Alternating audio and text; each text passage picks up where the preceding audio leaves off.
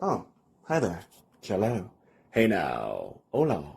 And ba weep grana weep ninny bong. However you want to say it. Welcome to that Kev1 show.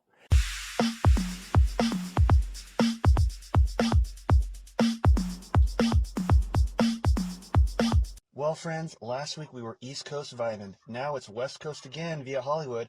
But my guest was born in New York, and you know him. You know him without knowing you know him, and you'll know him when they introduce him. From over fitted guest starring roles from TV and the big screen, he often plays a tough guy and always brings his A game. Please welcome Hollywood's badass, Robert Catrini. Hi, guys. Hey, thanks for having me, Kevin. Oh, Very much man. appreciated. Oh, anytime. As a fellow American, Italian American actor, man, it's always good to see us succeed and all that. Well, it always helps to catch a lucky break every now and then too. So, Oh, yeah, no, for I'm sure. just I'm just a simple kid from Brooklyn who catches a break every now and then. So Oh, yeah, oh, that's the way yeah. I look at myself. So. I mean, you pop up all the time in so many things. People a little younger than me, and actors don't like to say their age and all that, but even might know you from like video games, like Mafia. It's just wild. Yeah, what was it? Mafia, not the limited, I think the it was definitive edition. yeah, the definitive Yeah, the edition. Yeah. definitive edition. Yeah, I play, which they resurrected. I didn't know it had been 10 or 13 years ago. They did the original, and yeah, they invited me in to play the Don's bartender and owner of the bar restaurant. So I play Luigi. Yeah, Luigi, not that And, Luigi guys out there. I mean, more hardcore, hard hitting Luigi.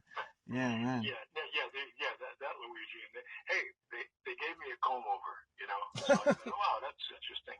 That's what I would look like. Okay. Isn't that wild? And like they get the likeness down so much, plus a comb over, mind you, that it's like you're pretty much you pretty much essentially have the role if they make a live action film of it.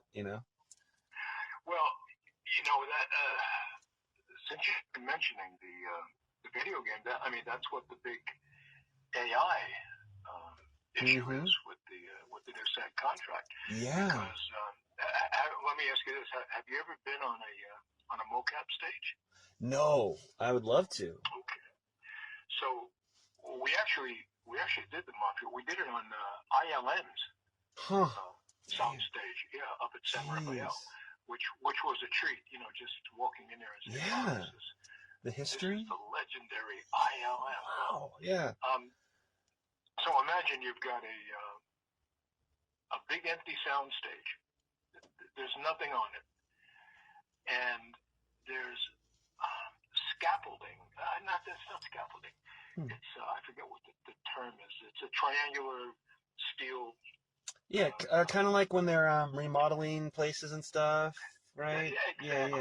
yeah, yeah. Well, picture a frame, a gigantic frame of that all around the walls of the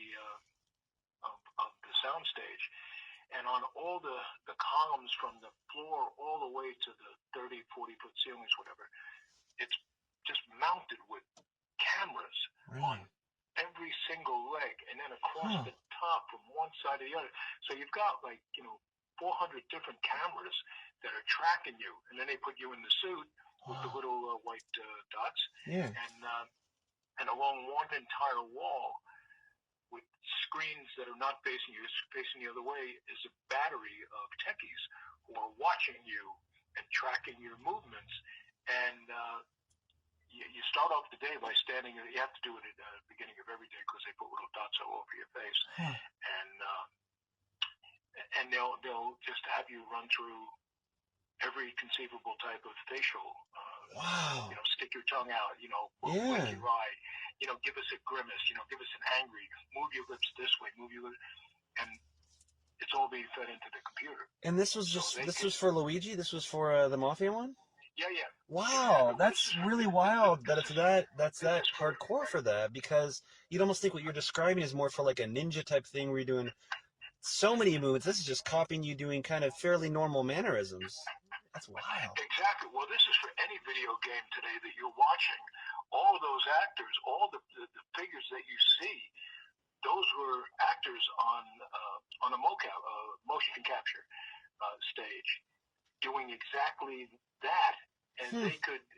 I mean, go back to Lord of the Rings. You know, Gollum. That's what they did to Andy Serkis. Yeah. You know, Andy Serkis did all of that on the mocap stage, and then they just made him look like that. So that's crazy. I mean, and I'm not a techie. I mean, we were talking about that before we got on the phone. When we were communicating before. I'm not a techie by any means necessarily, but man, I mean, I get it for Gollum, where you're a creature, you know. But for Luigi, you know, mafia guy, it's pretty much looks like you know, pretty much. It's so wild. It almost seems like overkill. When you look at it, you know.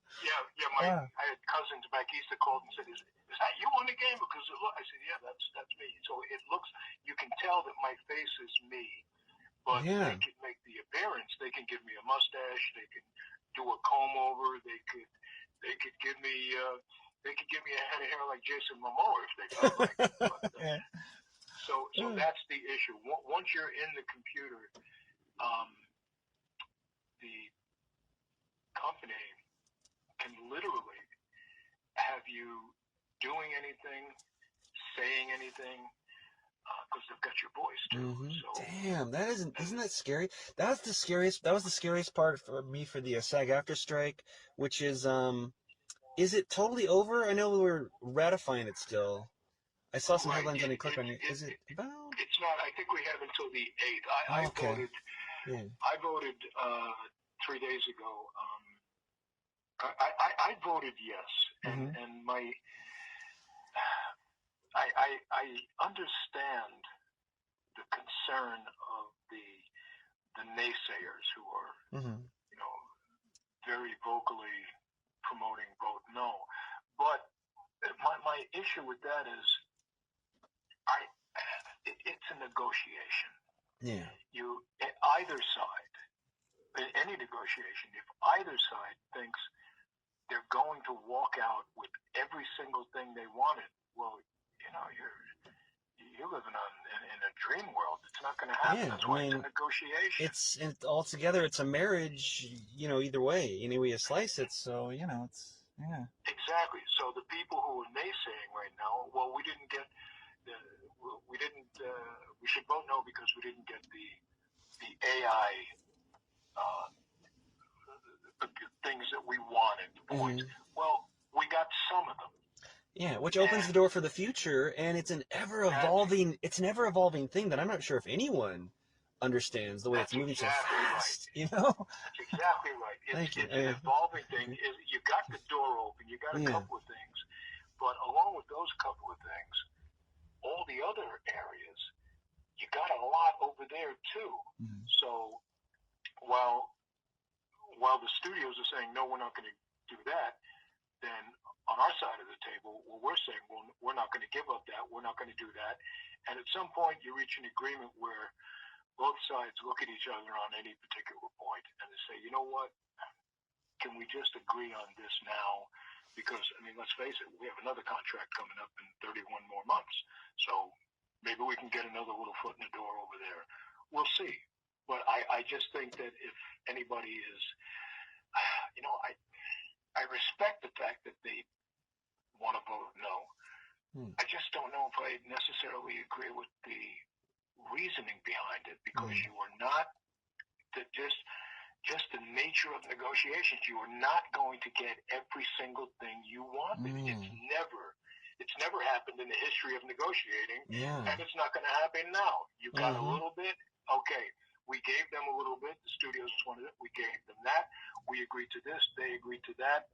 And you know what? After 118 days, we really think this is probably the best we're going to be able to do right now, because the other option is we go back out on the street. And let's face it, coming up with we're already in the Christmas holidays. The industry is about to shut down, usually does on December 18th, goes down for 3 weeks, and pretty much every year comes back on my birthday on January 5th. Those 3 weeks, the industry's on hiatus. When it comes back on January 5th or 6th, it doesn't come back with a bang. It starts to gear up slowly and slowly. Well, if we're still on strike then, because we're already in December, everybody in this town right now is thinking about taking off. Yeah, going back to their hometowns or whatever. Yeah, I mean, yeah. Exactly. Wild. So nobody's really interested in being at a negotiating table for the holidays. And then once we come back, it'll be a slow start. And by the time January, the end of January rolls around, my point is that if it gets voted down, we've got to be looking February, maybe even March, before people are back to the table. And this is a conversation I've had with several, and some former agents of mine who are really in the know, and we've been friends over the years. And when they pointed this out to me, I said, you're right. The timeline alone, it couldn't be a worse time to consider negotiating. We're coming into the holidays. Who wants to work during, once you hit mid-December? And things are so pushed back already. I mean, award shows are probably going to look really weird or skip, or have half the nominees for this and that. And the fall season, the summer blockbusters that are getting pushed. I mean, I wonder how much of a bubble we're going to have of reruns or really niche, weird programming popping up from already. If you've noticed, yes, I've had some conversations with friends that call me and say, because they want to know, what are you watching on Netflix these days? And I said, well, I don't know. I've got it up on the screen. They're pulling movies from 1995 and 2004. Well, they're starting to run out of content. They're spacing it out as much as they can. But during normal times when there's no strike and everybody's working, I don't recall seeing this many old films being foisted upon the streaming public. I'm like, wow, they really are running out of stuff. But my wife looked at me the other night. She said, "What is it? Isn't that an old movie?" I said, "Well, it's not old, but it's like 2002." She said, "That's the best they could put up." I said, "Well, I've got a whole laundry list of them here. Isn't that crazy? I'm trying to find something that's actually it's crazy. But when you run out of product, you do whatever you can." So anyway, but even though we're still voting, technically, it has bounced back for my taste, for my career. So far, it's bounced back this past 2 weeks very nicely. I can put it that way. Like you booked a lot of bookings, a lot of stuff scheduled for during our birth month. Not bookings, but I'm getting a lot of extremely nice invitations to audition to read for some juicy, major rewarding. Ooh, very awesome projects. Yeah, that's about all I can say about that. Okay, But no, hey, I'm just happy to get the phone call. Yeah. And it's nice. I did one thing, tell you, during the strike. SAG had the independent productions. They were allowing. Yeah, a handful, right? It wasn't really that many, wasn't it? Was it less than 15 or something? No, actually, no, it was quite a few. Okay. Interim agreement films. Oh yeah, it was a laundry list.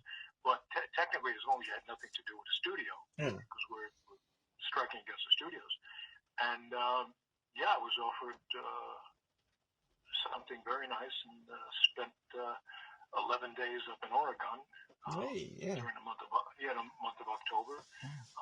First class all the way, sci-fi, and they treated us exceedingly well, and so that was nice to be able to do that. So Other than that, and that's one you can't mention too much about, or is that one? I can't say that much until production tells me it's okay. But it was nice that the director called me and. It was very, very gracious. He offered to fly my wife up with me. Cool. He said, "We'll bring you." He said, "If you do the job, we'll bring your wife." I said, "That's tough to pass up." Okay. Oh, yeah. Okay. So it was very, very nice. Hopefully the vote will pass, and you know, and well, we'll know. I think it's December 8th. I think we have a couple more days, but once the 8th hits, they'll obviously come out either the next day. I'm sure Deadline or Hollywood Reporter they'll have the final tally, and if it does pass, I wouldn't expect a lot because, like I said, in another 10 days. So you're saying I'll probably see a beautiful Robert Catrini headshot on the cover of Variety or Deadline Hollywood online? Is that what you're telling me? Well, hey, if you happen to know somebody over there, please, by all means, give them a call and say, listen to somebody you missed. Okay. It's possible, yeah, maybe. Anyway. Man. So, I'm very fortunate. I'm sorry, say again? Oh, no, what were you saying? You're fortunate for what? I said I've my career. I've been very fortunate. You know, hey, I was born in Bed-Stuy on the streets in Brooklyn. Oh no. You know, I was just a tough kid from a crap neighborhood, one of the worst slums in the country. So, you know, you like to think you have a certain level of street smarts. I know this is a cutthroat business. I mean, you know, come on, it is. Yeah. But in all honesty, I've said this since for forever. Since I've gotten here, I have been treated exceedingly well by producers and directors, by casting directors. I've just been, it's just been terrific. I don't have anything negative to say about anybody because they've all treated me so well, and the fact that they keep calling, I'm like, thank you, thank you God, thank you. So and I say that because I know others. I know some other people who haven't been so lucky. Or... Well, yeah, but along with that lack of luck, I guess you could say, the bitterness came with it, and the accusations about the industry being unfair. Well, you know, if you work at the 7-Eleven, around the corner, there are things you're going to think are not fair when you're working there either. I'm sure there are things Elon Musk doesn't think are fair, that Jeff Bezos doesn't think are fair. No matter where you are in the socioeconomic atmosphere. Are you saying it's almost like a self-fulfilled prophecy, kind of? They're kind of projecting, maybe, or that could very. You know what? You're right. On one or two, maybe three that I can think of, I agree. Because that's my wife and I have discussed it with some people that who've taken that position because they weren't auditioning, etc., and not getting anything or negative feedback about what they did, and suddenly that, well, you people, it's the business, and I don't want to have anything. Well, hey, on the flip side of the coin, there's guys like me who, Christ, I'm thankful every day I get up that my phone is ringing. So, anyway. Yeah, it feels like, I mean, sometimes you don't look out. Sometimes maybe you're the best actor in the room or you're doing the script, but it's just like, you know what? They got to go a different direction for whatever reason, and, you just got to keep moving forward. And by and large, it feels like, and it seems like you agree, this is your sentiment, that good, nice people move ahead in Hollywood a lot. I mean, if you have the talent, you know what I mean? Like that, Well, I think in some of the cases that I just mentioned, I honestly believe, and everything I'm saying here, my wife and I discuss all the time. So sure. I honestly, Peg will ask, what do you think that happened? Why do you think this person said that or had that? And in many cases, I've said, my opinion, that person, I don't even think is taking an acting class right now. But I don't know if they ever have, and if they have, they really need some more. back because don't blame it on the industry if you're coming up short. You gotta if they hand you the bat and you're at Yankee Stadium, you got to be ready to hit the ball. I mean, as they would expect you to hit it. Otherwise, don't try and play at that level until at least a couple of people who are really in the know can tell you, yeah, you're ready. Absolutely do it. But whether it's an acting coach or whoever you're looking to guide your career or ask for advice. But I wouldn't ask for advice from friends. I wouldn't ask for advice from family. I made my moves when people who were cutting checks told me, "No, you're done here. You got to go to L.A." I mean, this is. Are you sure? He said, "Look at the money we're paying you to just to do this. You need to go." And so I think that many of the people who are lamenting about careers that haven't taken off should really reconsider maybe some of the advice they've been given. So anyway, so there. Yeah, man. Well, you belong there for sure. You don't need any more acting classes. And kind of like some of the stuff we mentioned, you're part of the American Horror Story universe. You're part of the DC universe with Birds of Prey. You're part of the Vertigo universe with Preacher, as that sheriff in that hilarious scene where you get taken down on the freeway. You're in the Hasbro universe with G.I.Joe. Robert, what universe are you going to take over next? It's already video games. I saw that. But well, I don't know. The ones that you've mentioned were just they were so much fun, and I mean, everything I've done, every project, I can think of just some things on each project, like Preacher, which was oh my, that's hilarious. And thank you, Seth Rogen and Evan Goldberg for hiring me and directing me. We shot that in not Texas. It's supposed to be Texas. We shot that in New Orleans, out on the deserted highway. Miles outside. I was wondering. I was going to ask that. So it was deserted. Wow. So let's say, did you close it off, or was it fake somehow? Was it not? It was real though. No. It was defunct freeway. It was a road that connected. If I remember correctly, it was. So let's say you've got two main roads that are parallel to each other, probably about a mile and a half apart. And this one road that connected them both, that's the road they cordoned off, so that nobody was coming down that mile and a half of road, and they took that road over, and that's where we shot that. But there were, I had to take the mace and.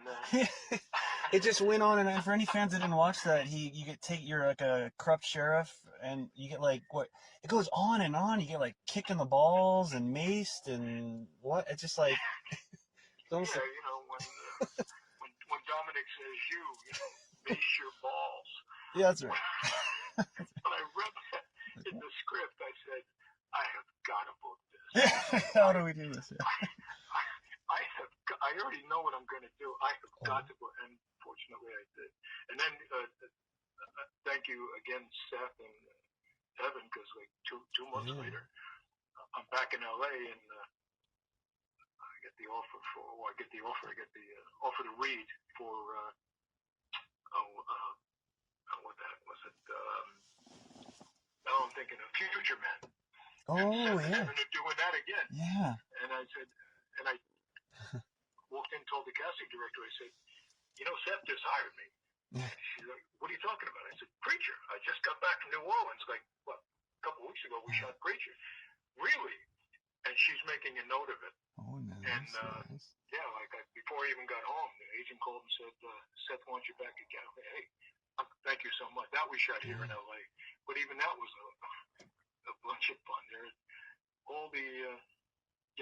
are memories should really write a book. Man, yeah, Seth and Evan, they are really knocking it out of the park, and now they're like two names when you see them as executive producers that you know it's good. Even from I watched them all caught up on Invincible, their animated series, and man, aren't they behind The Boys too? The superhero show The Boys, I want to say. No, I have nothing on The Boys. Yeah, No, none of that. but I mean they produce I that just, too. But everything they produce is gold.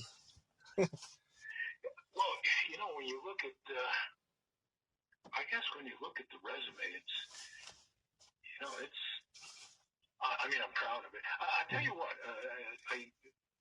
somebody asked me, it was actually on a podcast a couple of years ago. It said, so, you know, they're looking at the resume and they're running down and said, so Bob, what do you, like, is there anything on this list that you're, like, most proud of? And I gave him an answer I don't think they expected. I said, I didn't name a particular project. I said, yeah, the thing I'm most proud of is the list of names in the director's column. Because, especially if you know TV. Yeah. That's it. You know, if you go up to somebody in Iowa and put a microphone and say, do you know who Steven Spielberg is? Well, of course they do. Do you know who Martin Scorsese? Yeah, of course we do. But if you walked up to somebody and said, hey, do you know who Steve Surgic is, or David Nutter? mm-hmm. Do you know who Tony Singleton? They might look at you like, I have no idea.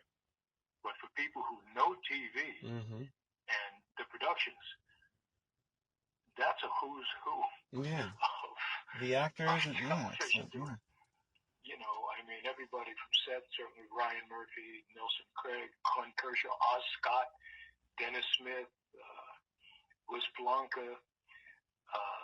Yeah, I mean, it's Leslie Lincoln Blatter.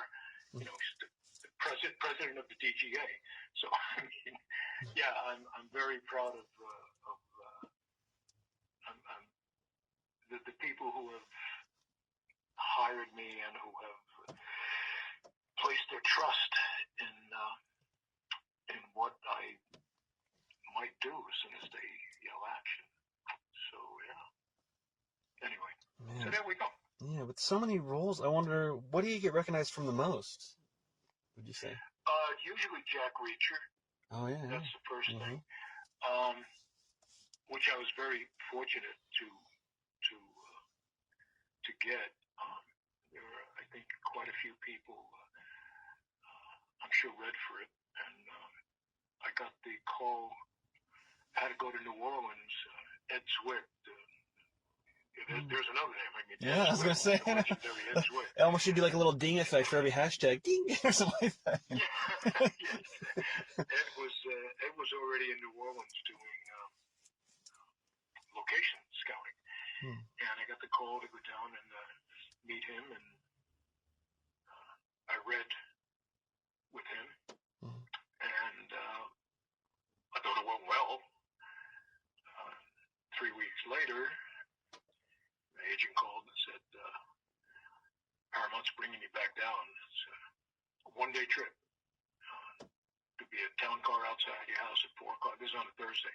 Be a town car outside your house at 4 o'clock. Straight to LAX. You'll probably get to your hotel, the Hyatt, I believe it was, New Orleans, about 10, 11 at night, which I did. And you're out of there at 8 o'clock the next morning. You're over to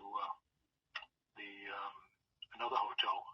God, I'm trying to think of the name of it. The Westin on Canal, which I happen to know very well because G.I.Joe, that's where we were all stationed, at the Westin Hotel on Canal Street. I was there for 3 solid weeks. I knew the hotel really well. I said, yeah, I know exactly where it is. Yeah. And you're going over there and you're going to meet Tom and the table read. And it was just the main cast and me.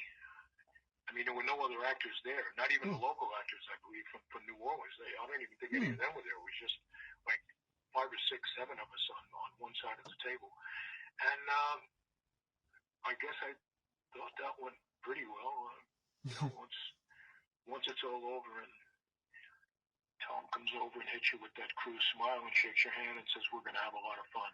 Oh, awesome. Yeah, I can totally imagine that. Yeah. Yeah. Actually, I'll tell you a funny story. Peg and I were looking to buy a house, another house in the San Fernando Valley. And we were looking around Mission Hills, and I didn't have the down payment that I wanted, you know, and I was like, so we were discussing whether we were going to make that effort and just put what we had as a down payment, and I wanted a lot more. So we had the table read, and the room it's in a ballroom because the room is packed. There had to be 150 people there. A laundry list of executives from Paramount, an equal amount from Skydance. Lee Child was there, casting. I mean, it was just studio execs all over the place, and a lot of people saying a lot of very nice things to me, etc. But as soon as it was over, and Tom, like I said, Tom shakes your hand, said we're gonna have a lot of fun. I stepped outside. I stepped outside the room. I said, "I'll be back in 1 second." Stepped outside the room and I called Peg. I said, "Call the broker and tell her we've got the down payment." Oh wow, that's awesome. So we bought it, and people would come into the house and say, "Welcome to the house that Tom Cruise bought." Wow. That's awesome.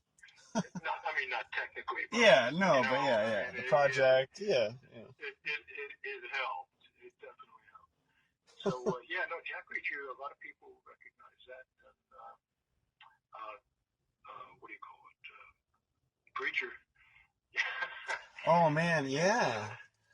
I would think, I would tell everyone to guess that because, or the video game maybe because of your likeness, but Jack Reacher because the huge Tom Cruise film, or Preacher because it was just so animated. It was almost like some amazing music video or something. That whole sequence with the mace. Yeah, it was. And another one that people, American Crime Story, the Versace thing. Oh my god, that was so when Darren Criss like wraps you up and like passionately, intensely exactly. Holy jeez. What was that like? What was it like filming that in that hotel room? Or well, that was a 16-hour day. Oh god! With all that, they flew Peg and I to Miami Beach for the opening scene, and we were in Miami just close to a week, and I didn't even have any lines. I was farther down on the beach. They needed the establishing shot of Darren coming up to me, and then it was three weeks later. That interior scene, they built that bedroom on the Fox lot here in LA. So it was interesting because they had, when I got there, they had a stuntman who, I'm at the end of the scene, you see me wearing this big fluffy white bathrobe. Well, they had another fellow there who looked a lot like me, wearing a robe, and I realized, oh, wait a minute, they're going to have a, no. They said, guys, I can do this. Yeah. I want to do this. I want to do this myself. And they said, okay. And then, of course, what you see is there. They first tried putting a little air tube in my mouth and bending the tube around my cheek out the back. But once they covered it with tape, it was kinking, and I couldn't breathe. So I have vertigo. Oh no, yeah. And it kicks in.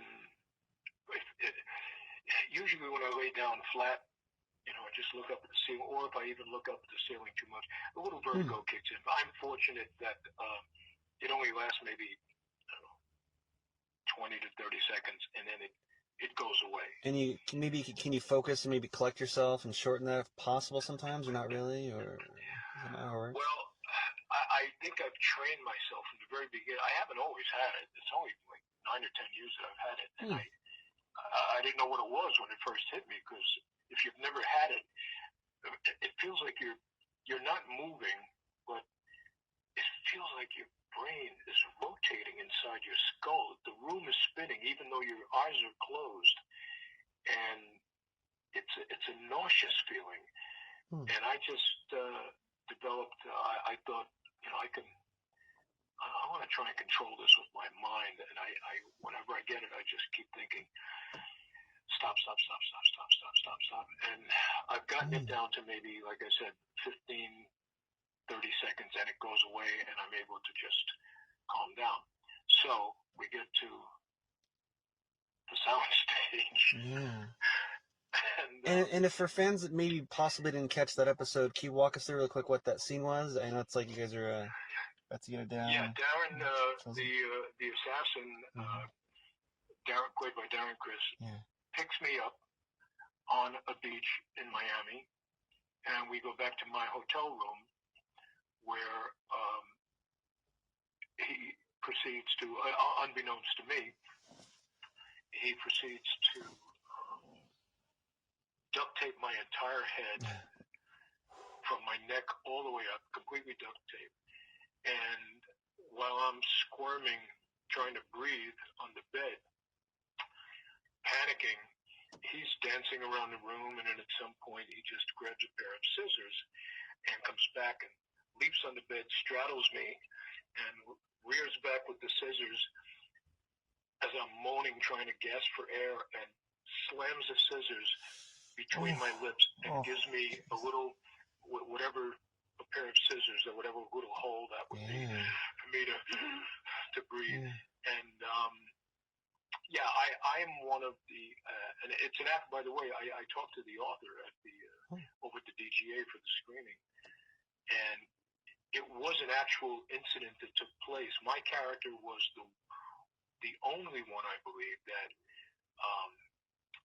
Versace's assassin did not kill, but it did not take place in Florida. It actually took place in California, I believe San Diego, before Cunanan left for Chicago, where he really started his killing spree. So while the incident happened, it didn't happen in Miami. So yeah, I'm laying on the side of the bed, and I honestly didn't know. I couldn't see them taking the tape off my head and redoing it, because you're gonna get continuity demons like me who will sit there and say that wasn't the same as it was before. So there was a little hole where my mouth is, and I'm just laying there. I didn't realize I was there for 4.5 hours. Wow, on the bed. Wow. Yeah, my wife pointed that out later on. She was over in Video Village. Oh my God. And I'm laying there, and of course it'd be, Robert, we're going to do another take, and I'm giving him thumbs up. Oh my God. It's like you're in surgery or at the dentist office and you can't speak or something. Yeah. They were covering me up with a blanket because it was rather chilly. Oh. While I'm laying there, and then the blanket would come up. Rob, we're going to do another take, okay? And I'm laying there, okay. This is what we do, this and that. Okay. And I'm laying there, and I'm like, okay, vertigo crossed my mind, but I'm like, okay, nothing's happening right now, and I'm laying. And at some point, Darren comes up to me. Okay, I hear action. He comes up and he does what he's going to do. And okay, cut. And I'm laying there, and all of a sudden, vertigo kicks in. I haven't moved. I'm just laying there, and vertigo kicks in, and I feel whatever last meal I had is about to come up again. And I'm thinking, oh, no, I'm gonna choke to death. And I just threw my arms up in the air. It was a panic mode. I swung off to the sides of the bed, and of course they can barely understand what I'm saying. No. And they realized it was a panic time. And they cut off the duct tape, and they said, give me a basket, and they brought something over right away, and I threw up. So at that point it was an hour, 45 minutes, an hour mandatory break for Bob. And I was like, no, I'm ready to go back to work. And they're like, no. They had the nurse from the Fox lot come over, and she's wheeling her carry-on luggage bag full of medical supplies and whatever. And I said, I'm fine. Just let me a couple of minutes rest. Yeah. And that was, that was kind of intense, but yeah, I say at least. Did you finish it, or did they have the stunt person finish part of it, or no? You did it all? I said no. I'm coming back. Yeah. I'm doing the rest of it. But at that point, I think they had gotten everything they wanted from that scene. Okay. Now, there was a subsequent scene where I'm in my robe and I'm out of the room. I'm a couple of steps up behind a glass block wall. I was really, being a carpenter, I do pretty much all my own carpentry, my finish work around the house. And so I was really impressed with the quality of the room that they built. I said, wow, you guys really had a compliment Nelson and Ryan. I said, this is an amazing job in this room. I'm supposed to be washing my hands. And I come around and I'm drying them, and I'm looking back now a couple of steps down back toward the bed at the far side of the wall. And Darren is going through my belongings, and he pulls out a Rolex, and he takes it, and at that moment he looks over and he realizes that I'm looking at him, and he comes charging up the steps and backs me down over a jacuzzi, which is half filled with water. So I'm back down, and I'm supposed to put my left arm down into the water to hold myself up from going completely over. And he's in my face, and this was cut out, by the way. They didn't put this in. And he's threatening me face to face. And just as he's about to kill me, the doorbell rings, because it's room service. So what you see in the finished product is me signing the ticket for the room service and telling the waiter to come back in 30 minutes, because he doesn't know that I think I might be dead. I want you to come back. So Darren lets me up, and I go and answer the phone, answer the door. So they cut this whole thing out, but we had to do so many takes that every time my arm went in the jacuzzi, the entire left arm of the robe is saturated with water. So I don't know how many ropes they had. We're doing another take where Bob's got to get in a dry rope. They put me in another dry rope, and they're trying to dry off the ones that were wet with like hair dryers, trying to get those as dry as they can. And I said no, I want to do that too. So they just put a nice thick towel over the edge of the jacuzzi so it wouldn't snap my back when he pushed me back over it. And I was kind of sorry that was cut out, because I thought it was really a very, very intense scene. But I wonder if it's available as a behind-the-scenes featurette anywhere, like on a DVD, or if they do that anymore. Oh, I don't know. I honestly don't know. But maybe it was just a time constraint. I don't know. But they, that was the. But no, I didn't want a stuntman. Even with Preacher, but when I did not know they were going to blow my head up. I just knew that I was getting shot. And spoiler alert to anyone who hasn't seen it or seen it for that. Yeah, sorry about that. For anybody who hasn't seen the episode. But I said, no. I want to. Are you a stunt? I said, I've done some minor things, but I can do this. You guys looked around, so you guys aren't going to. I'm not going to hit the pavement. You're going to. So they had a bunch of guys that were moving on both sides of this big mattress, that were moving it around and ready to move it, even a foot or two, depending on where I decided to toss myself back. And we did a couple of takes, and I was comfortable with it. And, cool. They kept it in. So have you done that a lot? Have you fallen on your back a lot, if for different stunts or fight scenes or anything? Or? No, I really haven't. It's it's just never really been really called for. Hmm. I can tell you this, back in the very beginning, when I first started, I was still in South Florida. I was in Miami, and I booked a commercial, and the commercial called for a little bit of stunt driving. And if you're familiar with it, we were behind Gloria Estefan's place. There are alleyways behind the buildings off the main drag.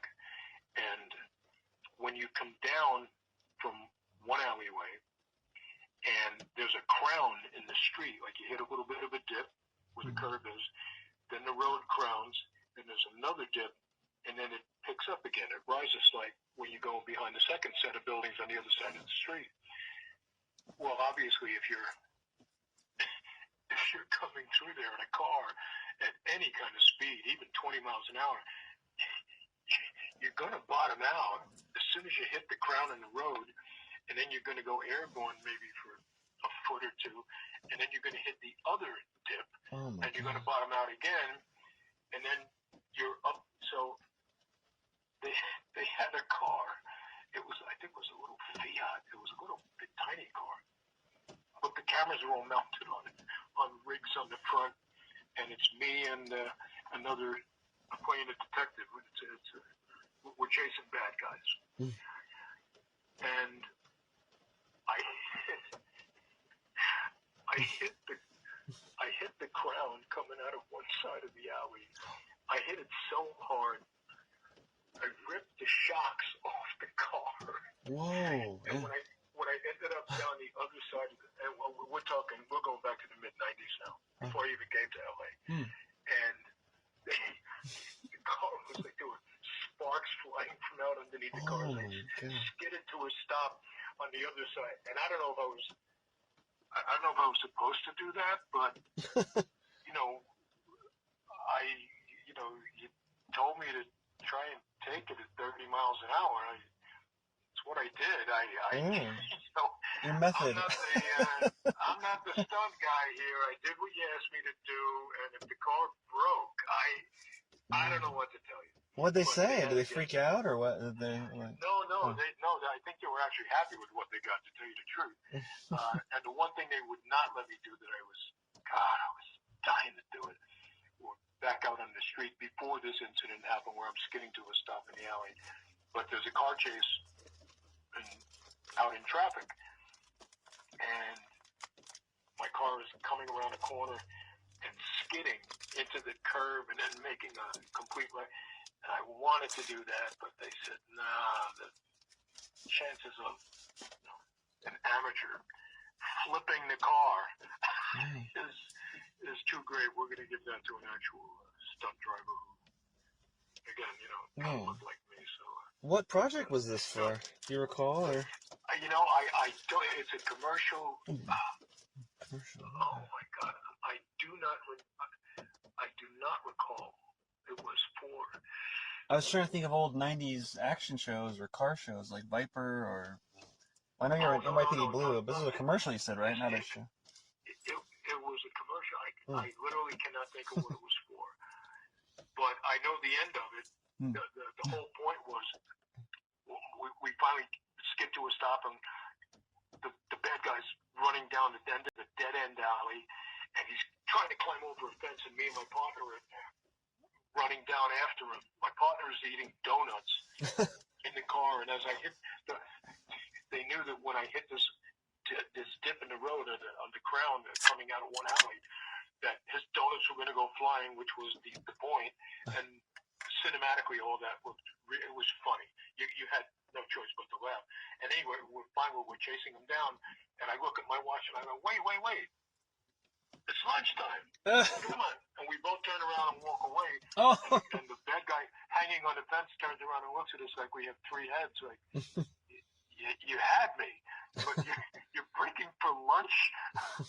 And I forget the product, but yeah, it was a fun shoot. That's the only other, as far as stunt work, I can say that I've really had, if you want to even call that stunt work. But no, for most of the things that I do is it's been the wide variety has all been performance based, which stunts are nice to do. They really are. I mean, I had fun on Preacher, even the Versace, a lot of fun. Yeah. But it always adds realism to me. I always love doing stunts if I can, because I love when it's physical, because it adds, I mean, even if it's like just a talking scene like you're talking about, if you're slamming your hand on the table or something, it kind of adds, makes it more 3D, so to speak, Oh yeah, no, stunts are fun. Yeah. Stunts are fun. Like playing bad guys is fun. I get why so many actors, love playing. We've all heard that for years, even before I came into the industry. You hear all these guys saying, "No, I love to play bad guys." Yeah, hey, I love it. I get it. Yeah. Now I get it. I know exactly why you like to play bad guys. It's kind of cathartic. It's kind of a release, right? When you say. It is. Yeah. It really is. You're right. Yeah. It's the amount of freedom that they give you to explore the level of evil. It's like, wow, that's thank you for the opportunity to go where, like Shatner says, where no man has gone before, at least in my own mind anyway. I've never done this before. Wait till you see what I'm going to do now. Yeah. And thank you for giving me the opportunity to do it, because if you don't like it, you want me to pull it back, or you want me to go even crazier. But it's like I said, it's been fun. So anyway. I don't know if I'm the nicest guy on earth, but I know I'm pretty nice. Like, if I get the wrong order, I don't even send the food back. I scrape the cheese off and put some sauce on it sometimes. So it's like whenever I play a bad guy or an abuser, it's kind of like a faucet. It's kind of like squeezing the sponge. Like, oh, okay, it's a little release. It's kind of like, oh yeah, it's like approved road rage, kind of. It's like. My wife, a couple of months ago, we were watching, I forget what it was, and one of the bad guys is getting waterboarded. And Peg and I are watching it in the living room, and I said, I want to get waterboarded. You really know what I'm seeing? Oh, wow. and her head rotated like Linda Blair in The Exorcist. It just rotated. She said, what? I said, I want to get waterboarded. She said, it's not even date night. I'm just kidding.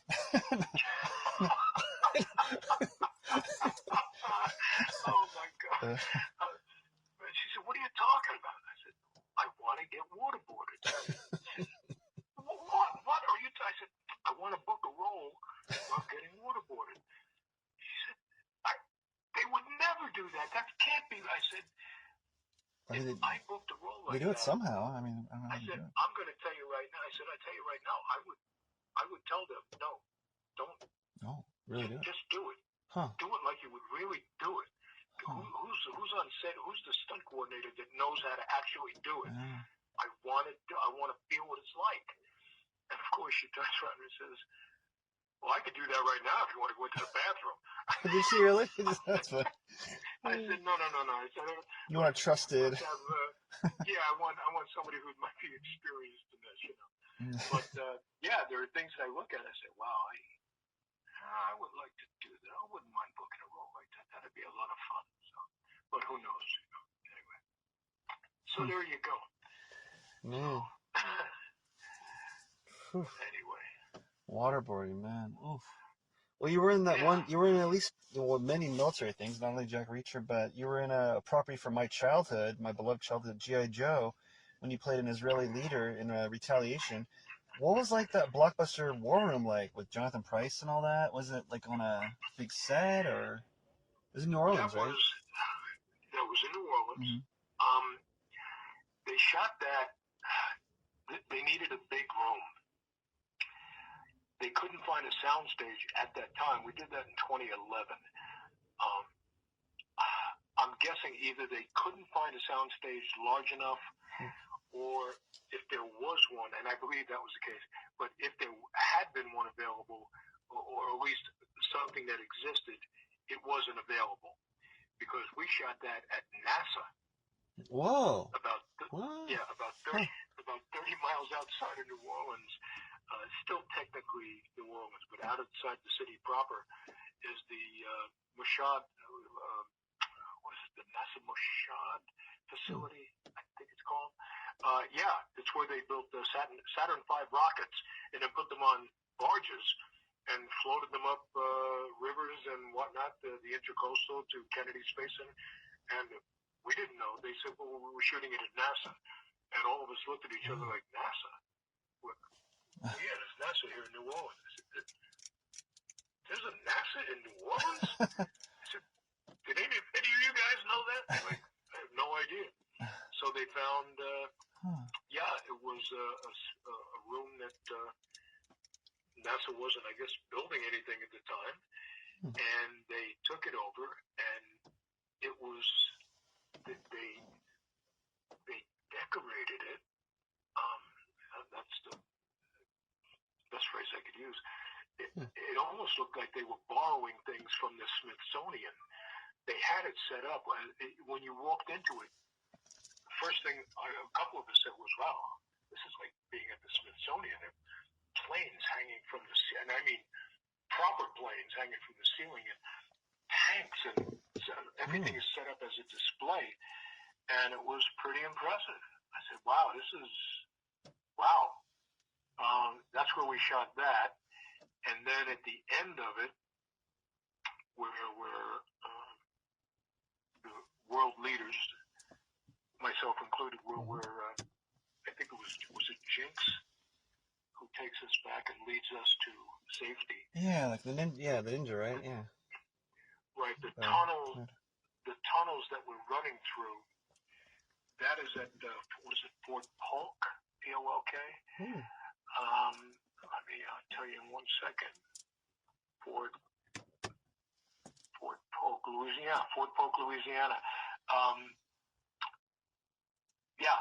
Supposed to be substituting for Fort Sumner, South Carolina. And we spent the whole week running through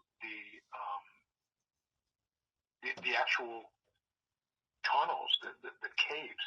The fort it's a semicircle on a bay, and you go from one cannon room to another cannon room to another, and that was a lot of fun. So but the big room was at NASA. Wow, that's incredible. Huh? Yeah, a lot of fun. Yeah, I know. Like one of the creators of G.I.Joe, Larry Hama, was there as a general or something. And you had Jonathan Pryce as a Zartan. Yeah. Oh, the chameleon president. Yeah. Yeah. Man. Yeah. No, it was terrific. I didn't have I do a lot of dialects, and my agent when he called, he said, I think it was a Friday, if I remember correctly. And this is back when we were doing live auditions, certainly, of course, obviously. Before COVID, yeah. Yeah, well, just way pre-COVID, back in 2010, late 2010, 2011. And he said, Bobby, you do an Israeli dialect? I said, of course I do an Israeli dialect. Why would you even ask? He said, okay, I'm sending you an audition. You're going to go in and read on Monday. I said, okay. So hang up the phone. Wow. Tex says to me, you do an Israeli dialect? I will Monday. Nope. I said, nope, but I will by Monday. That's great. Yeah.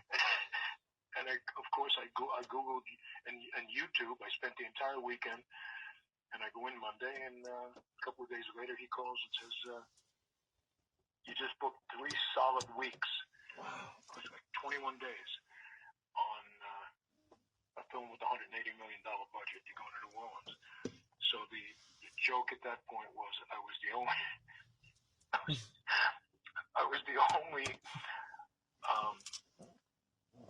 Italian, Irish, Roman Catholic from Brooklyn who ascended to the presidency of Israel.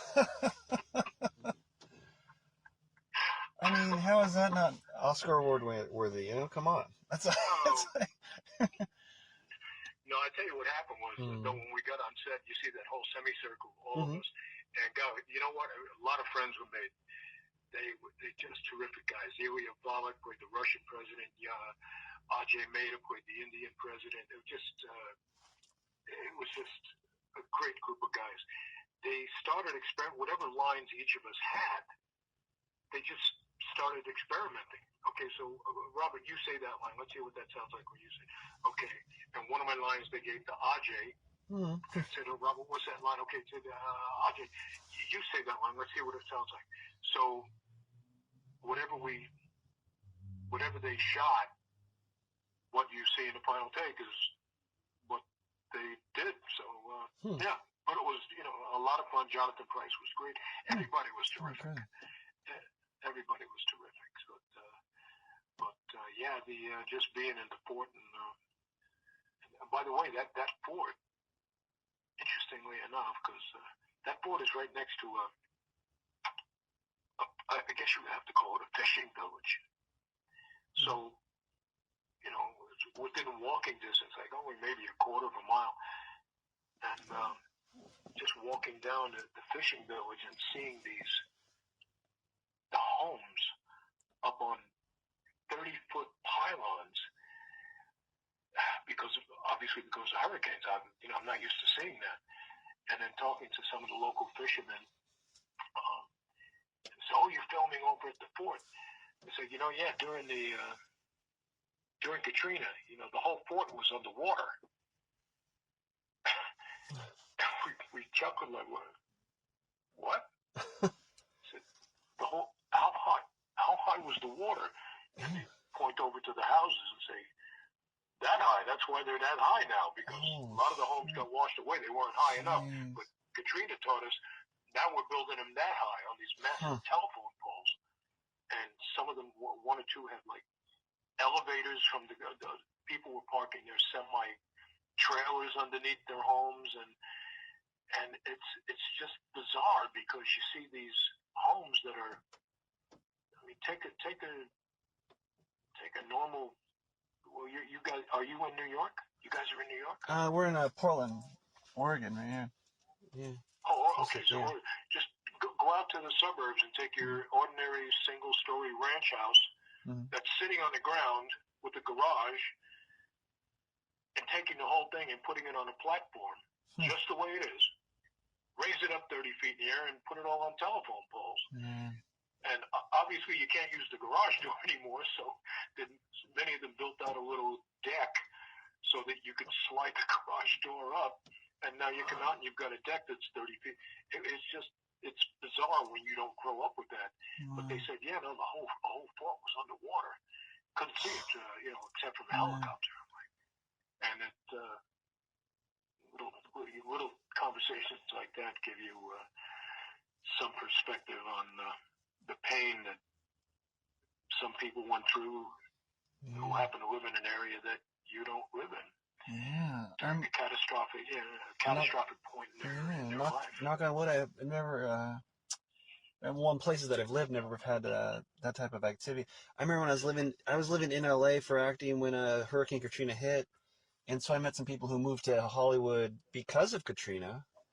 Man, but jeez. And I remember I don't know if it was at OMSI or some museum as a little kid, and it was there was some sort of documentary about the big one, when the big one's gonna hit, and it was, oh man, what is that actor's name? He played Curly in City Slickers.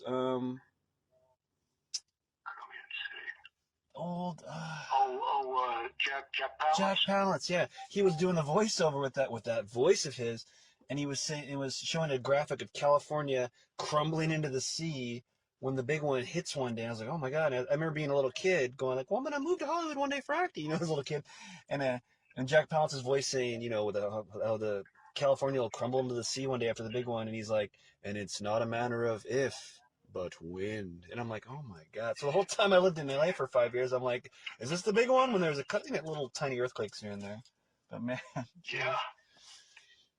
Growing up in New York, we've had hurricanes, and then my wife and I lived in South Florida. We were in South Florida for Hurricane David and quite a few hurricanes. And I've said of course, family and friends back east don't get this, but wife said, "Wow, you have earthquakes." I said, "You know what? Of all the natural disasters, and yes, I understand. Of course, it could be bad. Look at the Northridge earthquake before I even got out here. But of all the natural disasters, I would rather have an earthquake than a hurricane. Certainly, not a tornado. I said because I've lived through quite a number of hurricanes, and you know when they're coming. They'll tell you it's coming. You're prepping a week in advance. We know all too well from living in South Florida, Palm Beach County. You better get over to the supermarket now because the milk will be gone, the bread will be gone in a couple of hours. You better get over to Home Depot because all the 4x8 sheets of plywood are going to be gone. You know it's coming. They can pretty much tell you exactly when it's going to hit. It does hit, and if you happen to be in the eye, the winds will be blowing horrendously strong in one direction, and then it'll get calm, and then the back end will hit you, and the winds will reverse and hit you in the other direction. And after it's all over, if your house is still standing, you're probably not going to have electricity for fill in the blank, a day, a week, a couple of weeks. The power lines that are down, the streets that have to be cleaned up, the trees that are over. I said, a tornado in the middle of the night, wow, but an earthquake, I said, at least my experience, I have not been in a bad one. Okay, I admit that. But I've been through a couple of them, quite a few. And you kind of shake a little bit, and then you stop, and then, okay, let's get back to work. Yeah, no, same, then there's an aftershock, and, a little bit of this, and, okay, let's get back to work. Yeah. No, I hear you. Same experience for me, so yeah. But, it's, anyway.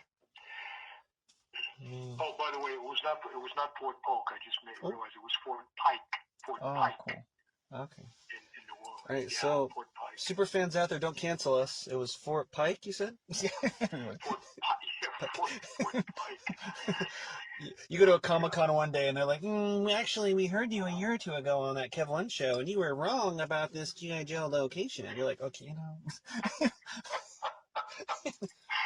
Oh my God! Someone dressed up as Snake Eyes or The Rock, Roadblock or something. But great bunch of people. Really terrific bunch of people. Yeah. Oh, totally. So everybody. The late Ray Stevenson. I was so bummed when we had a tribute to him on our first or second episode. I want to say that was when that man. That's Firefly, right? Yeah. Yeah. He was so great as the Punisher. He's my favorite Punisher of those two, and everything he stole scenes in everything he did. From the Thor films to and such Dexter. A gracious man. Oh, it's good to hear. Yeah, just really terrific. Great experience. It feels like usually the most talented people are often at least. It feels like, I know. Just look back over the years and see the people that I've worked with that, some are not around anymore, and it's like, wow. But like everything else in life, it's you've gone through the experience. You were able to experience that incredible moment, however brief it may have been, and it's something that you can just chalk up and say, yeah, I was there. I did that. Wow. Yeah. So it's all good stuff. Well, before we let you go, is there anything you want to mention? Any of your projects that because you have so many, any that are in post production or they're coming out that might not get the attention that some of the bigger ones will definitely get? Or nothing. Oh boy, I just signed another NDA. Oh, okay. No, don't get in trouble. Yeah, I'm not asking that. An hour before you. Yeah, I can't. And any that have NDAs probably definitely gonna have enough media anyway if they got the NDA quote, Yeah, Yeah, Gleam 12. yeah. Nothing, I will tell you this. no Independence or... Not a lot of people know this Hmm. Yeah. until I tell them. Although one or two people have. I think one was my cousin. I'm not sure. I do a lot of English dubbing for Netflix foreign films. Really? Wow. Yeah, I've Huh. done like That's fascinating, done yeah. like 14 of them so far. I Wow. think. Now, are they a lot of the stereotypical mobster gangster things that you get kind of virtually typecast with, or no? Pretty much all of them are that I've been involved with have been action films. One or two were not, but I mean, if you look at let's say, I'm trying to think of the name of one. Rogue City. Hmm. Rogue City is a French action film. I thought it was very well done. Hmm. It's on Yeah, Netflix. Rogue It's a City. foreign film. But if we listen to the dub, it's you, It's huh? on Netflix. Yeah. Right. Oh. I'm the voice of Santu Bastiani. Okay. I'm the voice of his brother Joe Bastiani, and five other voices. Wow. Five other voices in that film. Jaguar, a Netflix film. Several Belascorian PI in that. Shamaran, 2 seasons of that. Champiet di Mafia, 50M2, 50mm 2. Man on Pause. I'm trying to think of some of the other ones.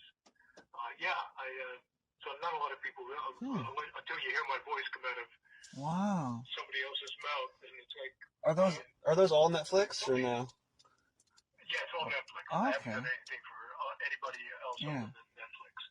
I'm kind of like one of their go-to guys. Awesome, that's cool. It's funny. Yeah, That might pay the bills for during a strike too. So I mean, for you. Yeah. Or is that's not because that's not affected by the strike, right? Because it's out of Hollywood, right? Or is there a weird in between? No, it's not because it's voice work. Oh, okay. So the only thing we were striking on the theatrical contract. Yeah, which I know you were. Yeah. Yeah. So, definitely in support of the strike, obviously, but yeah. So, but at least you're telling me the lights were on for you and Peggy the whole time. The lights. Unfortunately, for so many years now, I've not had to punch a clock anywhere. Yeah. So, you're like, Peggy, we can buy a cool ranch Doritos. We don't have to buy the local store brand. No, honey, put that down. That's funny. No, but hey, you know what? Like everybody else, as soon as we went on strike, better be safe than sorry. Let's just tighten the belt for just a couple of weeks and see what happens. And then a couple of weeks turned into a couple of months. But no, we were good. Of course, the Salem, Oregon gig that helped quite a bit. And it's nice to just get a call and say, are you available to run down to Burbank? Netflix, they prefer you go to a studio in Burbank. At least the ones that I've done are in Burbank. And instead of doing it from like my home studio at home, but I'm okay with that because you're home, man. I'd love to be in the studio. Oh yeah. In the sound, I'd love to be in the booth doing. It's just I get a kick out of it. Is it kind of like you're walking into set, even though it's a booth and stuff in a weird way? It's like I'm walking in, kind of, or. Well, you're walking in. Like when you feel, I mean, the vibe of it. I know it's like in a little booth, or a room, but is it? Yeah, you get there's a little bit of an adrenaline rush because here's the thing: you don't know what you're going to be asked to do. You see, there are no sides. There's nothing to memorize. You walk in, and that's when you find out what you're going to do. They're trusting you. So when I walked in the first time, many years ago, I booked something. The audition was it was was something that was supposed to be rhyming, something reasonably poetic, and it had to be done in a beatbox fashion. And at that time, I didn't even know what beatbox was. I had to look it up. And then once I did, I said, "Oh, okay, I see what they want here." Yeah. And I changed one or two things around to make it rhyme. I went in, did it, and casting director was like really happy, like seriously happy. So I walk out and didn't hear anything for a couple of months, and then my voiceover agent calls and says, "Rob, they want to know what's your availability for it?" I said, "For what?" "Oh, well, it's you're gonna English dubbing. It's a Netflix." "Okay. When did I audition for that?" He said, "Remember that thing?" Oh, that's what that was for. Oh, okay. So, okay, well, send me the sides. And no, there are no sides. There are no sides. No sides. Just go to the studio. It's the address in Burbank. Okay. So, what's the character?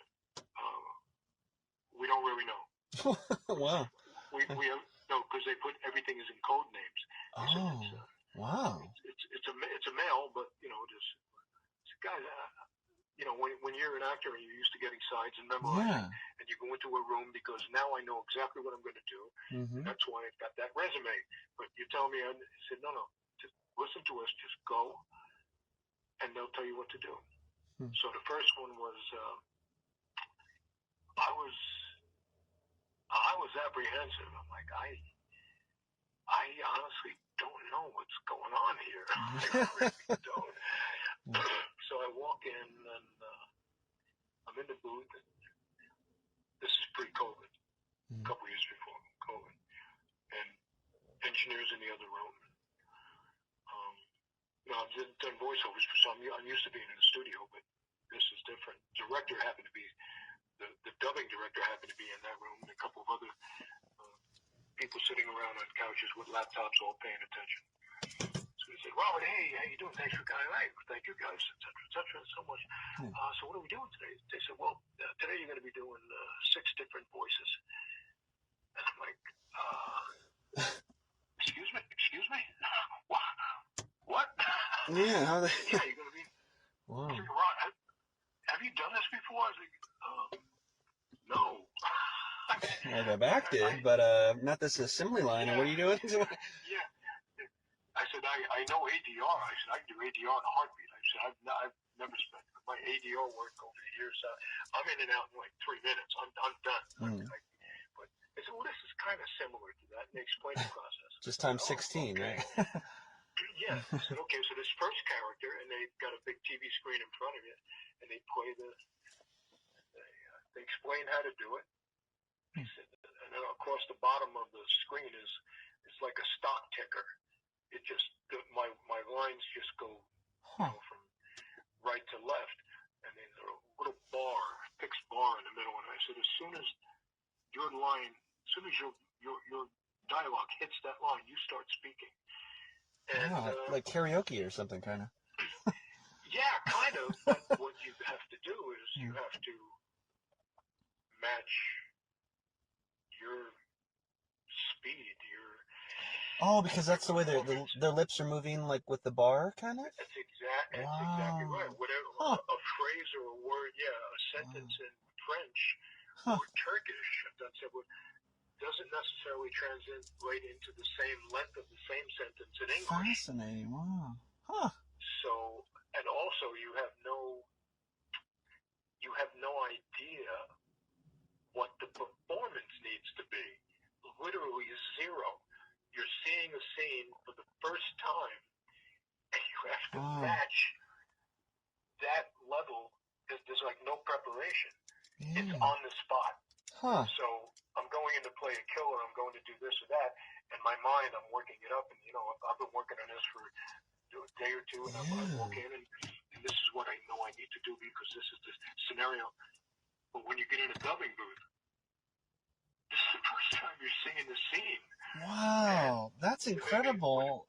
Would you like to see it again? I said, and at this point, I'm like, nope, I got it. Okay. But the first couple of times, like, yeah, can I see that again? Because I want to look. I need to see the expression on this guy's face. But then after a while, you're like, well, this Frenchman, and what is he? How intense is he speaking? Let me hear it in his. Let me hear it in the original in his language.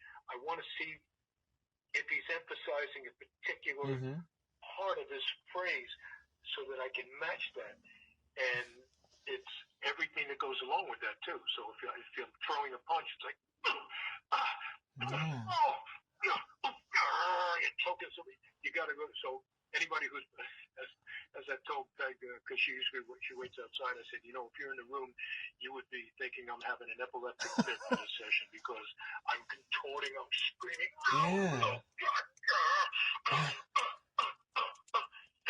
She says, what are you talking about? I said, I just had a fight with somebody who wasn't even in the room. But I'm taking blows, I'm getting my face kicked in, and you gotta react. You gotta inhale. Yeah. Oh yeah, I missed that. Hey, yeah, now do that. We're gonna do that again. And right there, you see right there, he inhales a little bit, so, and it's on the spot acting. Wow. Isn't that crazy? Because like there's these people who are doing it, you know, in that country with that native tongue, they're rehearsing, they're doing all the stuff or a version of what you normally do, days of preparation, maybe method acting, and you're just doing it bit by bit by bit by bit, like you.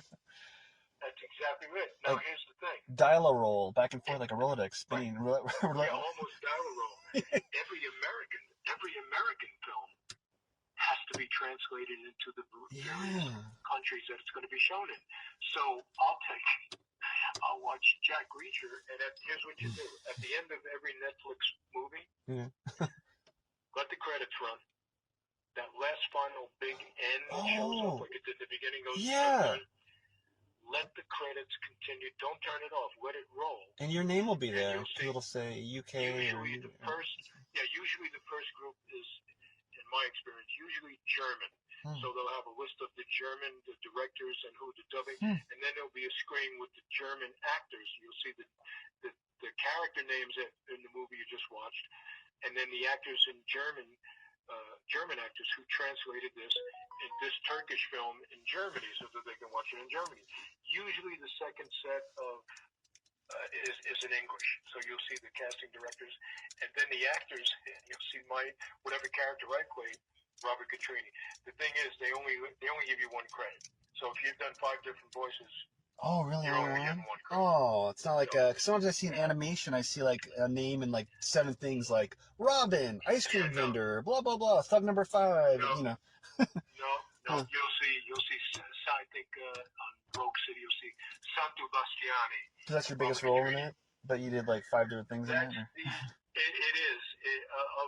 It is they usually take the largest role, but so then you go into an English film movie, and you just watch the end of it, and you'll see the same thing.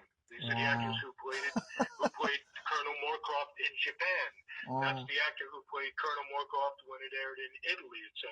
I'm like, wow, how cool! And nobody knows that, because who runs through all the credits? And even after they hear that, if you did and you heard that last bum bum, that big end, colorful end show up, everybody's going, leaving the streaming service and going somewhere else. But there's that whole laundry list of different companies, different countries, and the respective actors. So it's now, there's a whole bunch of us all around the planet that can do this. Since you've done so many of those, did you ever get notes because of one of the people you're dubbing the voice for was such a big star that they had a certain flair about him? Like, I can imagine if someone was doing like a Jim Carrey role, that they might be like, hey, no, you gotta do it more stretched out and animated, But is there anything like, this guy's more of a Lothario, or this guy's more of a creep, or this guy's more of a, any notes like that for you, or no? Was it just? No, not. You mean from the director himself? Or whoever directs you in those, for the voiceovers. Oh, yeah. No, the actor, the director, and these days, like this guy's quite a while now, actually. The director is always somewhere else in the country. I've had, it's me in the booth and an engineer, and a voice in my headphones. Wow. And it's like, Robert, thank you so much for coming back. Hey, thanks for having me back again. So what are we doing today, guys? And it's okay. The first character, we're going to do 3 or 4 different voices today. The first one up is this, and let's run the scene. And I'm so used to it now that I kind of know what I'm going to do. I know I must be doing something right because they keep asking me to come back and do more. Cool. So I'm like, okay. But it's literally acting on the fly. Yeah. You have no idea, no script, no. The films are all given code names. You don't even know what the actual film is going to be titled until months later, when the casting director will email me and everybody who's involved in that, saying, "Okay, this is what you did a couple months ago. Now it's coming out, etc., etc." But yeah, it's acting on the fly. If you, I mean, I'll look into that because I love that kind of thing. I mean, I'm improv trained. I mean, it's not improv; you read lines, but I mean, just doing it on the fly. I kind of like that, Yeah, it's like being given scene work with zero preparation. Yeah, Somebody handing you I like that. I mean, I want. You a script Yeah. and saying, here, do this scene. Okay, let me read it. No. You don't read it. Just get ready to do it. Well, It kind of reminds I me. don't know what I'm reading. That's wild, man. Like, Yeah. who was it? A couple guests back, Fred Melamed. He was talking about how he's done so many films, Woody Allen and stuff, but he was kind of taken back when he first got to the Curb Your Enthusiasm set, with Larry David show on HBO, because it's all improv and there's no lines, and it's just like, hey, you're doing this scene, you kind of have an idea where it's gonna go, you're gonna find this happens, but we're getting there. So it's kind of funny. Exactly. Wow. I love that. Well, in this case, though, there's the extra added. I'm not going to say problem. There's the extra added issue of there's already an actor in some other country who's done this. Yeah, it's their biggest role, maybe. Yeah, it's they're on the poster. I've got to match the emotions that he's doing on stage. I don't have to improvise this.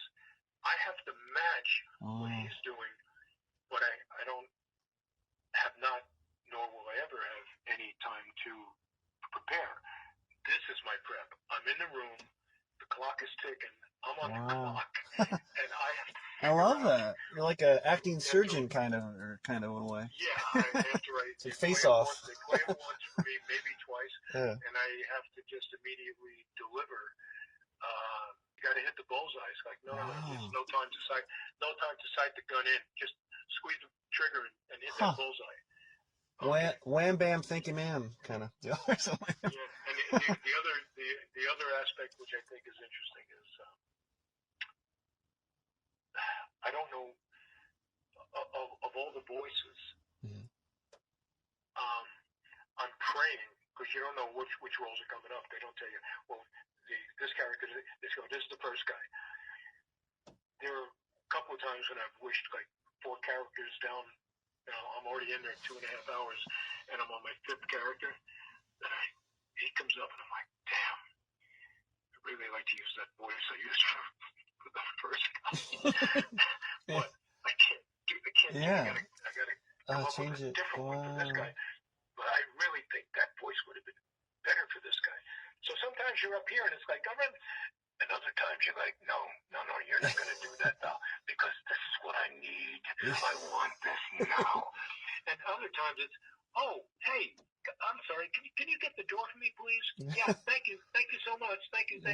Or whatever the line is. Yeah. And you're just up and all over the place, and it's like, okay. What? Oh, no, you can't do that. No. No. Come back here, Sonny. Yeah, no. Put that back on the shelf. Yeah, or whatever the line is. So you're just coming up with, I do the voices, but you just got to walk in there with an entire repertoire bag of tricks. Yeah. So it's very interesting and probably the most challenging thing.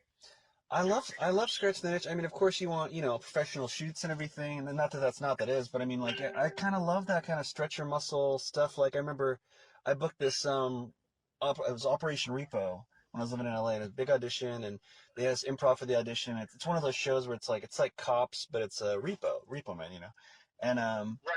yeah, so we do the scene and everything, and I think my audition, they're like, oh, they separate me and the actress, and it's like, okay, so you've just found out your girl's, it was either she was cheating on me or she took my credit card and we're still, but then I see the repo in my car, so I run and I'm mad, and then she's gonna show up and I'll be mad at her, you know. And so I do it, we nail it, it's so good. It's one of those auditions, Robert, where like it went so well that it's like if I don't book this, they're just like they want a different race out of nowhere. They're changing the gender, you know. So weeks go by, and then all of a sudden, I'm like, man, did I not get booked that role? And then I booked it. They called, and they're like, oh, it's next Tuesday. But then all of a sudden, they hit me with, oh yeah, it's next Tuesday or Monday or whatever day it was going to be. And they're like, oh, and it's in the nude as well. Is that cool? I'm like, in the nude, like pixelated for TV. But I'm like, but I wanted it, you know. But I did it, so I did. So so my Operation Repo, like our characters, they have the scene where in the episode, our characters are getting it onto the back seat of the car. They start to repo it. We jump out and we're yelling at them, hey, what are you doing? But I felt bad for the actress because she came up and she said to him, I got flesh colored underwear. Is that okay? And they're like, no, they can tell. So every time I watch pixelated nudity in a movie or show, I'm like, can you tell? And I'm looking at it. I'm like, you can tell. By the way, when they mentioned that to you, did you call your agent right away and say, listen, you need to get me more money? No, I should have. Probably I should have. Yeah, oh yeah. Yeah. Oh yeah, you should have. Yeah. Absolutely. Yeah. But hey, that's why we have that's why we have SAG. Yeah. Protect from little surprises like that. Every now and then pop up. You say, well, what do you want me to do? Oh, okay. Yeah, excuse me. But, and it's good to know. Say the strike hits back up or something like that. That if you had to do a one man show with all those voices, you could and have a YouTube career or something. Yeah, an old agent of mine, before he sold his agency back in '06,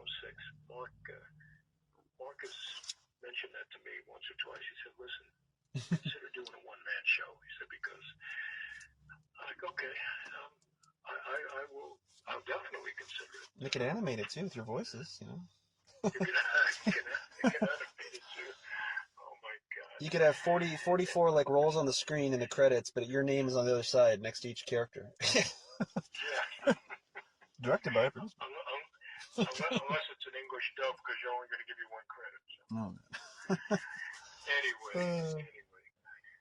Well, Robert, we've taken enough of your time. Oh, thanks so much for sharing your story with us, man. Thank you. Hey, anytime.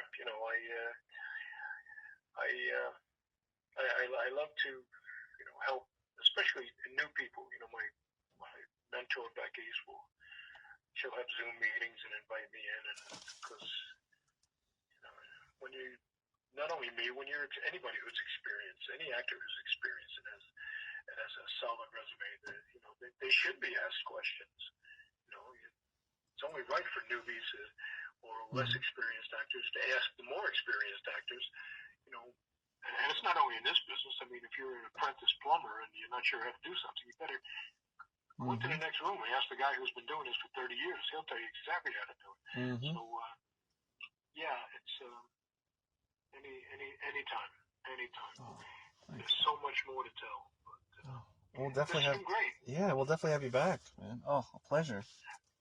Absolutely, and thank you for accommodating whatever time I got. I know we were talking about this while I was still up in Oregon. I couldn't do it, but. Oh no, yeah, for sure, man. For sure. Very much appreciated. So, let me know when it's gonna air. And, well, it should be 2 weeks from now, but yeah, I'll definitely text you when it's gonna hit the streets. Fantastic. Guys, thank you so much, and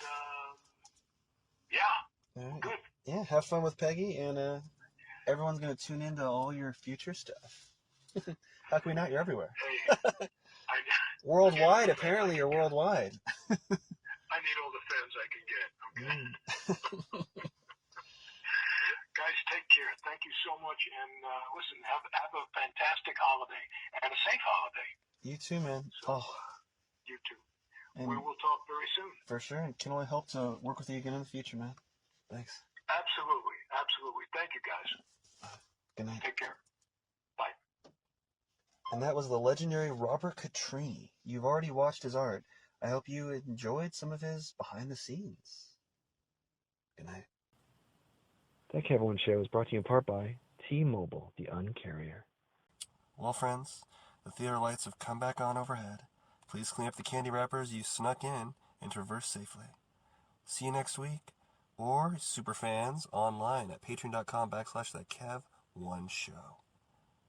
Good night.